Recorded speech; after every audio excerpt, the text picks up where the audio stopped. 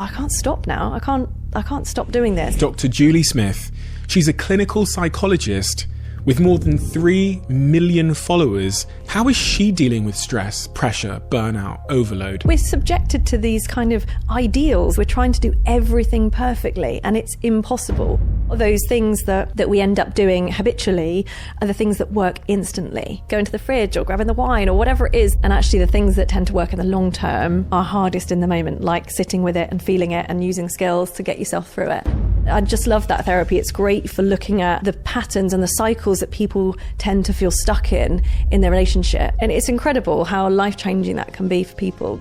Without further ado, I'm Stephen Bartlett, and this is The Diary of a CEO.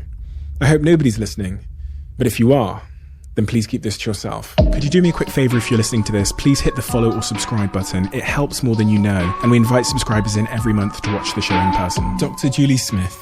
I had some time to read as much as I could about your story, and with a lot of my guests, there's often tons of backstory online about their personal lives, their upbringing, their childhood.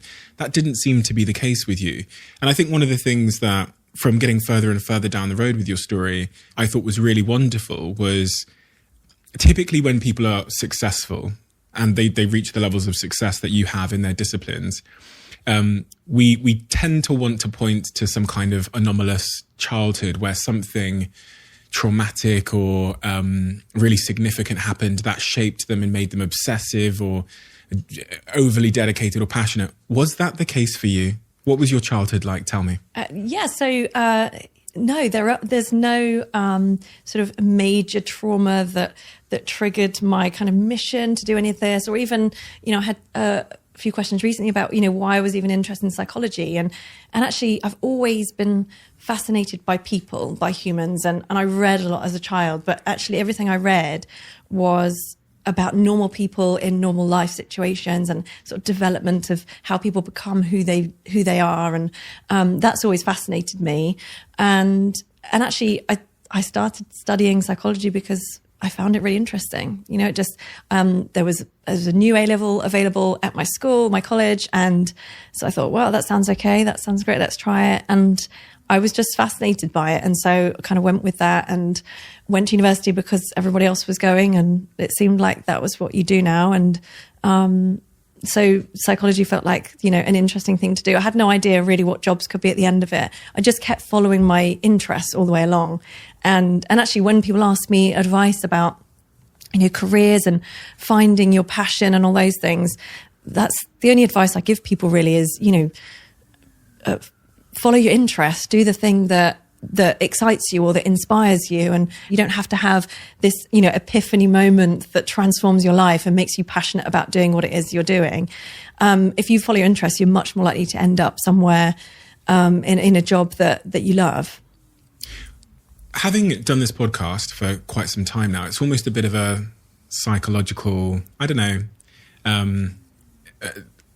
it's almost a bit of a psychological journey with each guest, but sometimes it also feels like therapy. And I'm starting to learn more and more about humans generally, the more and more of them that I get to speak to, especially because I tend to be speaking to people that are considered to be anomalies.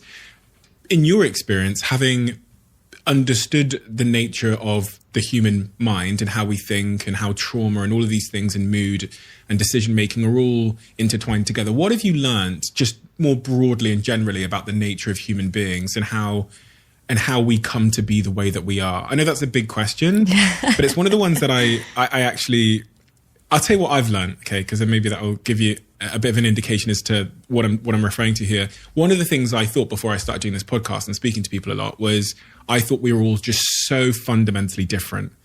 And I thought that my job would be to find out all the ways that all these successful people are different. But I think over time, I've actually learned the opposite, that fundamentally humans are quite predictable in terms of how if you poke it like this, typically like X, Y, or Z will happen. Yeah, I think there is a sense of predictability, isn't there?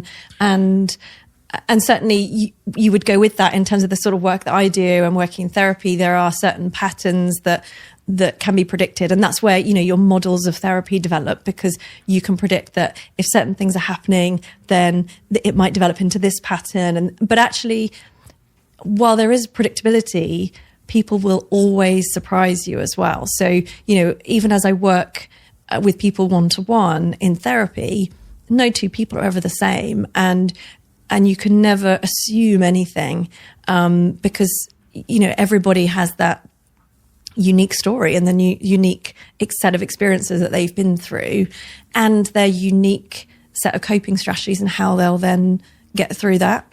So I think predictability to a degree, but never assume anything, because people will surprise you. And how did a clinical therapist like yourself, you know what question I'm going to ask you, find their way onto TikTok? You've got millions and millions and millions of followers on there. Yeah. It's not, we were saying before we started recording, TikTok is typically a place that you assume 16-year-old kids to be dancing. You don't assume clinical psychologists to be giving mental health advice. Yeah, absolutely. And that's where, you talk about anomalies and stuff. I guess I have felt like I've been sort of swimming against the tide in my chosen career and the area that I work in that it's usually a very private, quiet kind of career choice. You're working with individuals, it's confidential, you work with one person at a time. And in that sort of area of work, actually very few people are even on social media, because you have to protect your own privacy and confidentiality agreements and that kind of thing. So to even put stuff on social media felt quite scary for me, because your thought is, what are my peers going to think? Is this, what's this going to cause for me?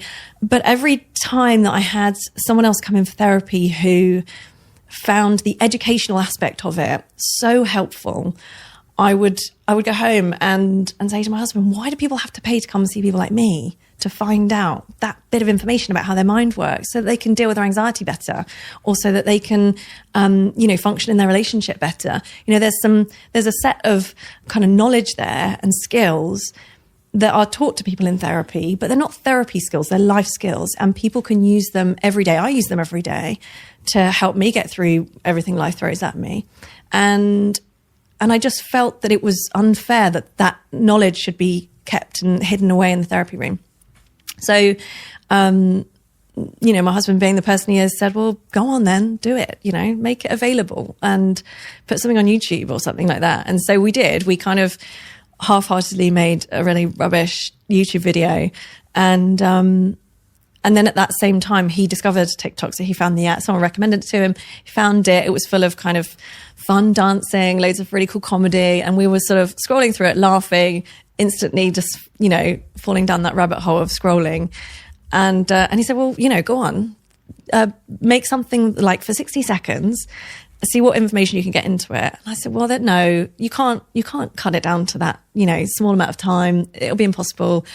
And I'll probably get trolled out of there because no one is talking about that kind of stuff. There were young people expressing their distress on there and talking about their mental health from a personal perspective, but I couldn't find anyone who was kind of sharing education around it. So, reluctantly, got persuaded and had a go, and almost instantly, the response was just overwhelming. People were messaging saying they were checking in every day to see what the next video was, or, and there's this real misconception as well that all my followers on there must be this young group of people. And, a lot of the messages I get are from parents and even grandparents who are saying, oh, this concept you explained was really, really useful.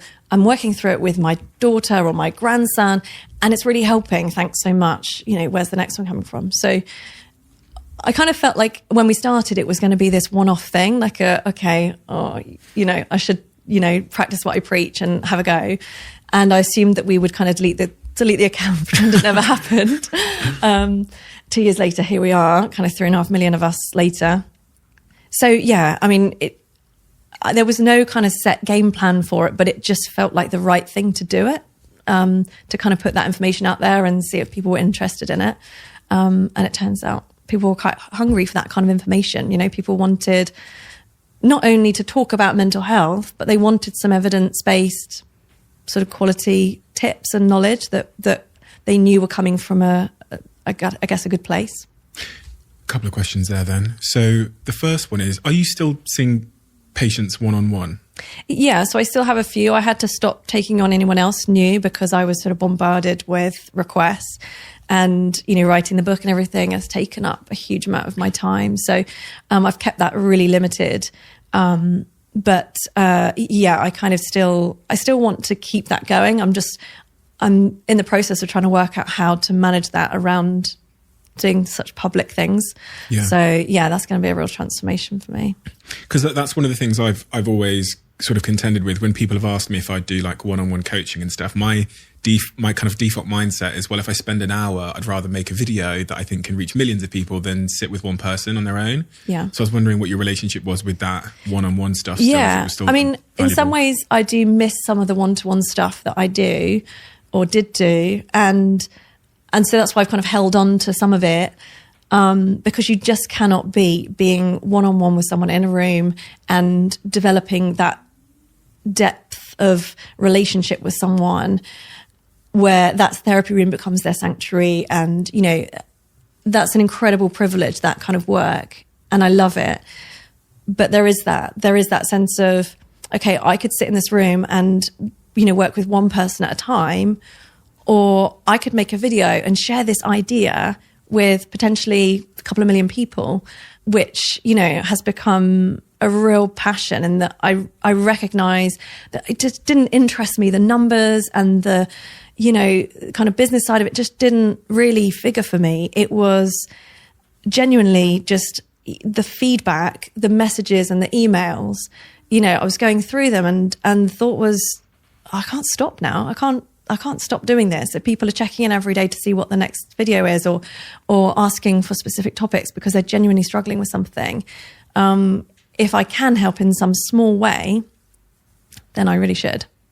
So in terms of that feedback that you're getting from social media, I've come to learn that it's not all great. As in, I'm not saying the feedback isn't all great, but the general like stress and pressure and expectation and constant feedback can be detrimental in many ways as well.